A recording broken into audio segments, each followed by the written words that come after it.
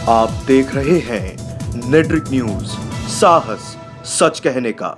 आप मंदिर जाइए, मस्जिद जाइए, आप गुरुद्वारा जाइए, आप चर्च जाइए, आप किसी भी जगह पे जाइए, हमें कोई मतलब नहीं है। साफ और सच्चे दिल के लोग सभी धर्मों में हैं। धर्म हमने बनाए हैं और बाकी दुनिया का जो सबसे पुराना धर्म है वो है सनातन धर्म। मोदी जी से और योगी जी से बस मेरी दिली तमन्ना, एक बार मैं मिलना जरूर चाहूँगा। उन्हीं के कारण ये संभव हो पाया है। यहाँ पे 22 तारीख को उद्घाटन होगा, दैट्स व्हाई हमने प्लान चेंज करके हम यहाँ पे आ गए। मोदी जी और योगी जी दोनों के लिए मैं एक बात बोलना चाहूँगा कि आज उन लोग है, इसीलिए राम जी का प्राण प्रतिष्ठा हो रहा है। 15 दिन का जो सफ़र रहा और फाइनली आज अयोध्या के पहुँचा हूँ।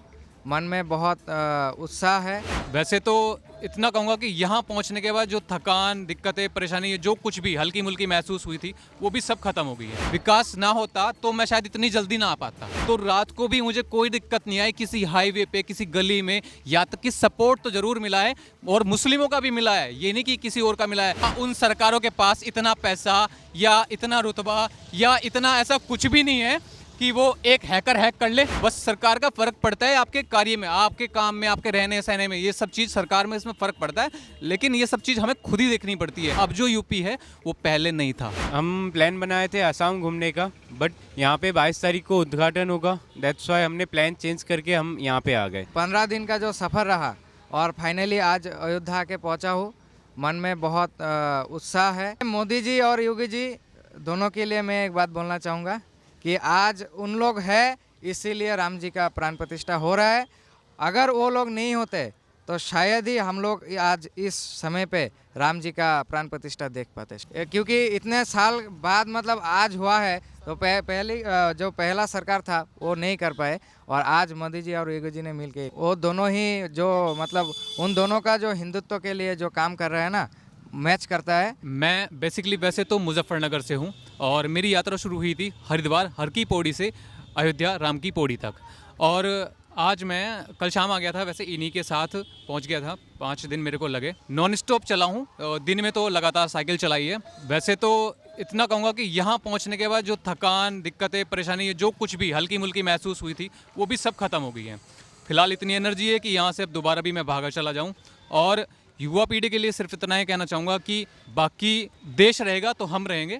अपने देश और धर्म पे ध्यान दें। ऐसा नहीं है कि हिंदुओं ने सपोर्ट किया है, मुस्लिमों ने भी मुझे को सपोर्ट किया है। सद्दाम हुसैन वगैरह नाम के मुझे मिले लोग, उन्होंने भी मुझे सपोर्ट किया और इतना सपोर्ट भी किया कि रास्ते में रुक के मुझे रात को भी चाय, पानी, नाश्ता, खाना आया होटल पे भी, उन्होंने भी मुझे बहुत सपोर्ट किया। तो साफ और सच्चे दिल के लोग सभी धर्मों में हैं। धर्म हमने बनाए हैं और बाकी दुनिया का जो सबसे पुराना धर्म है वो है सनातन धर्म। बाकी सब तो हम अपनी मर्जी से बनाते जा रहे हैं, टुकड़ों में बंटते जा रहे हैं। और योगी जी की बात ऐसी करूँगा कि उनकी सरकार में मुझे लगता है जो मेरी ये पहली साइकिल यात्रा है। इससे पहले मैंने कोई साइकिल यात्रा नहीं करी थी। मेरी पहली साइकिल यात्रा है राम जी के लिए और इसमें मुझे कोई दिक्कत नहीं आई, क्योंकि ये जो सड़क थी मुझे कहीं भी गड्ढे महसूस नहीं हुए। इसी की वजह से मैं इतनी जल्दी आ पाया हूँ। मतलब आस्था के साथ विकास भी हुआ है, आप ये कहना चाह रहे हैं? विकास हुआ है तभी मैं आ पाया हूँ। विकास ना होता तो मैं शायद इतनी जल्दी ना आ पाता। तो रात को भी मुझे कोई दिक्कत नहीं आई किसी हाईवे पे, किसी गली में। या तक कि सपोर्ट तो जरूर मिला है और मुस्लिमों का भी मिला है, ये नहीं कि किसी और का मिला है।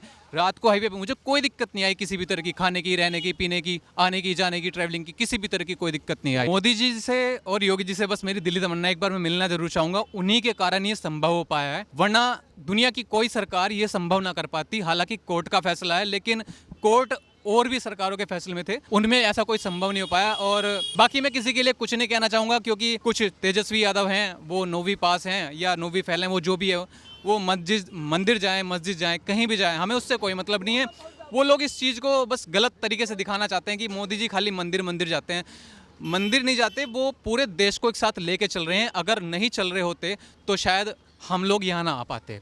दूसरी बात, एक अफवाह बहुत जल्दी आम लोगों में उड़ाते हैं कि ईवीएम हैक हो रहा है और ये ईवीएम से सरकार चल रही है, ईवीएम से चल रही है। तो जिन लोगों को नहीं पता है, ठीक है, अगर ईवीएम हैक होता है तो बाकी जो सरकारों का गठजोड़ है, गठबंधन है जिनको हम बोल रहे हैं, उनके बारे में सिर्फ इतना कहना चाहूँगा, क्या उन सरकारों के पास इतना पैसा या इतना रुतबा या इतना ऐसा कुछ भी नहीं है कि वो एक हैकर हैक कर ले? अगर मोदी जी यानी एक अकेला मोदी जी और योगी जी एक अकेले हैं, उन्होंने एक हैकर हैक कर रखा है जो उनकी तरफ ही सारी वोट खींच देता है, तो ये सारी सरकारें मिलके क्या एक हैकर पैदा नहीं कर पा रही हैं जो हैक कर ले उनका, ये सारा ईवीएम उनकी तरफ भी हैक कर दे, या खाली सिर्फ जनता को बेवकूफ़ बना रहे कि ईवीएम हैक हो रहा है। अगर हैक हो रहा है तो करना, जो बाकी जगह कांग्रेस की सरकार आई है वहाँ पे क्यों नहीं हैक करा गया? आप ये बातें रख रहे हैं तो विपक्षी दल वाले बोलेंगे किसी पार्टी के आदमी तो नहीं है, बीजेपी का आदमी तो नहीं है। मुझे किसी पार्टी से कोई मतलब नहीं है। देखो, मैं तो राम के लिए चला हूँ, और अगर मैं किसी पार्टी के वो कर रहा हूँ तो देखिए, मुस्लिम भी तो बहुत चल रहे हैं, अयोध्या पहुँच रहे हैं बहुत मुस्लिम, पैदल चल के आ रहे हैं। वो लड़की आ रही है, शबनम शेख आ रही है, मुंबई से आ रही है वो। तो मेरे अकेले राम नहीं है, राम सभी के हैं। और ना मुझे किसी पार्टी की बात ये है कि देखिए, ना तो आपके घर राहुल गांधी आएंगे खाना खिलाने, मेहनत आप जो काम कर रहे हो, ड्यूटी करते हो या कोई भी काम कर रहे हो, ना तो योगी जी आ रहे हैं और ना ही क्या नाम है राहुल गांधी आ रहे हैं, ना ही मोदी जी आ रहे हैं। बस सरकार का फर्क पड़ता है आपके कार्य में, आपके काम में, आपके रहने सहने में, ये सब चीज़ सरकार में इसमें फ़र्क पड़ता है। लेकिन ये सब चीज़ हमें खुद ही देखनी पड़ती है। मेरे किसी सरकार से कोई मतलब नहीं है, बस ये हम कहीं पे भी जा रहे हैं, ये एक जैसे अभी मैं पूरी रात और दिन चल के आया हूँ, तो ये सिर्फ इस सरकार की ही बात होती है। वरना एक टाइम वो था कि भाई आप अपने गली के बाहर निकलती थी ना लड़कियाँ, तो बस दिन में भी बहुत बड़े बड़े कांड हो जाते थे, रात की तो आप छोड़ ही दीजिए, दिन में भी बहुत बड़े बड़े कांड हो जाते थे। यूपी में हो जाते थे, बाकी ज़िलों की तो आप छोड़ दीजिए। मैं ऐसे क्षेत्र से निकल के आ रहा हूँ कि आप सोच ही नहीं सकते वहाँ के बारे में, लेकिन वहाँ के लोगों ने मुझे इतना सपोर्ट किया, मैं उनका दिल से धन्यवाद कहूँगा। बहुत धन्यवाद, बहुत बहुत धन्यवाद, बहुत दिल से धन्यवाद उनका बोलूँगा। और प्रभु श्री राम से मैं उनके लिए प्रार्थना भी करूँगा कि वो खुश रहें हमेशा। टारगेट कर रहे हैं, बोल रहे हैं ना कि बीजेपी उनको यहाँ से निकाल देगी या वो कर देगी। देखिए, निकालने वाले अगर कोई, जो आपको नेता भड़का रहा है, ये काम कर रहा है कि आप मुस्लिमों को यहाँ से निकाल देंगे, तो अभी तक किसी ने मुसलमानों को निकाल दिया कि यहाँ से? सिर्फ भटका रहे हैं, क्योंकि भटका इसलिए रहे हैं, वो लोग पढ़े लिखे कम हो रहे हैं, उनको ज़्यादा ध्यान नहीं है, बस कम पढ़ना, कम खाना, ये सब उल्टी सीधी कामों में ज़्यादा रहता है। वो राजनीति का शिकार हैं। वो लोग अगर अपना इस एजेंडे से हट जाएं और अपना देश धर्म की तरफ ध्यान दें, अपना देश की तरफ ध्यान दें। देखिए, जिस देश का खाओ उस देश के गुण गाओ। अगर आपको कोई और देश अच्छा लग रहा है तो फिर एक बार वहाँ पे जाके देखो, पता लग जाएगा कौन कितने पानी में है। ये जनता के लिए जो भटक रही है नेताओं के चक्करों में आके, नेता का कुछ नहीं बिगड़ता, जो बिगड़ेगा एक आम जनता का, एक आम इंसान का बिगड़ता है, और किसी का कुछ नहीं बिगड़ता। मैं एक आम इंसान हूँ, और मैं अब जो ट्रैवल करके आ रहा हूँ, पहले भी मैं ट्रैवल करता था, ये मेरी पहली ट्रैवल यात्रा है साइकिल के द्वारा। तो पहले जो यात्रा करते रहते थे भाई, ट्रेन से करते थे, ठीक है, एक डर रहता था, लेकिन अब सरकार का ये फ़र्क पड़ता है, बहुत बड़ा फ़र्क पड़ता है कि जैसे अब जो यूपी है वो पहले नहीं था। तो मोदी जी और योगी पे भी लगता था कि धर्म की राजनीति करते हैं वो लोग। देखिए, फिर वही वाली बात आ गई कि आपके तेजस्वी यादव हैं या अखिलेश यादव हैं या कोई भी अन्य नेता है, मुझे कोई मतलब नहीं है। आप मंदिर जाइए, मस्जिद जाइए, आप गुरुद्वारा जाइए, आप चर्च जाइए, आप किसी भी जगह पे जाइए, हमें कोई मतलब नहीं है। क्या मोदी जी बोलते हैं उनको रोकते हैं? ऐसा कौन सा बयान है जिसमें मोदी जी ने खुद कहा है कि भाई हम मुस्लिमों को निकाल देंगे? ऐसा कौन सा बयान है, कहाँ पे लिख दिया गया कि, या कौन सा कानून ऐसा आ गया है कि यहाँ पे ये बोल दिया कि भाई इन सब को निकाला जाएगा? ये एनआरसी लागू कर रहे हैं तो मुस्लिम समाज को डर सता रहा है। इसमें कहाँ लिखा हुआ है ऐसा कि मुस्लिमों को निकाला जाएगा? कहाँ लिखा है? सिर्फ नेता चढ़ा रहे हैं, नेता भड़का रहे हैं ताकि वो लोग उसको वोट दे दें और हम कहीं ना कहीं ऊपर बैठ जाएं जाके, और कुछ नहीं। उसमें कहीं नहीं लिखा हुआ है, किसी भी जगह नहीं लिखा हुआ है। जबरदस्ती खींचने की कोशिश करी जा रही है, क्योंकि पता है आपको कि सरकार कहीं जाने नहीं वाली, तो कहीं ना कहीं से भड़काओ, तोड़ो मरोड़ो और दंगा भड़काने की कोशिश करो, एक दूसरे में लड़ाई करवा दो और बस राजनीति का फ़ायदा उठा लो।